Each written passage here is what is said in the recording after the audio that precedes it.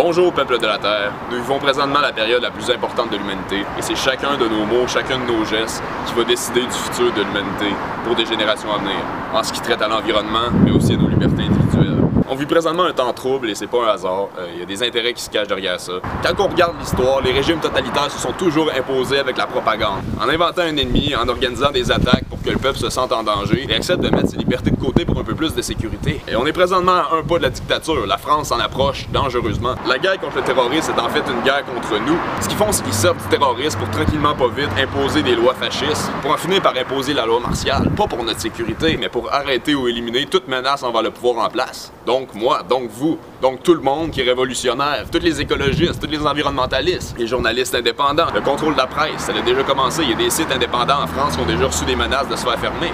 Le pouvoir en place a de plus en plus peur à cause de la montée des médias alternatifs et des initiatives visant à nous libérer du système oppresseur actuel. Ils propagent la haine, la peur et la division. Notre meilleure arme est donc l'amour, la confiance en l'humanité et l'unité. Il faut à tout prix refuser ces guerres, refuser de continuer à armer des groupes contre lesquels on se bat supposément.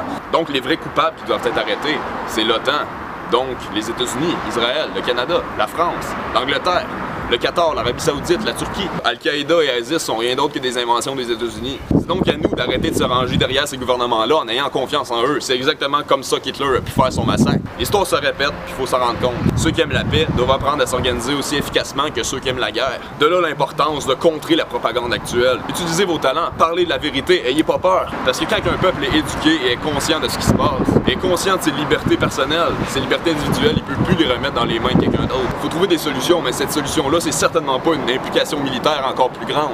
Ça prendrait seulement une semaine de trêve militaire aux États-Unis pour mettre fin à la faim dans le monde. Et toute la misère, tout le radicalisme qui est causé là-bas est causé par des attentats, par des attaques de notre propre gouvernement. Et le radicalisme qui se pose ici est causé par une souffrance émotionnelle et la souffrance du système actuel, le rejet et le désir, la frustration contre le système et le désir de changer. Donc c'est à nous de voir ça et d'arrêter d'alimenter ça, d'arrêter de vouloir la paix avec la guerre. On peut juste avoir la paix avec la paix.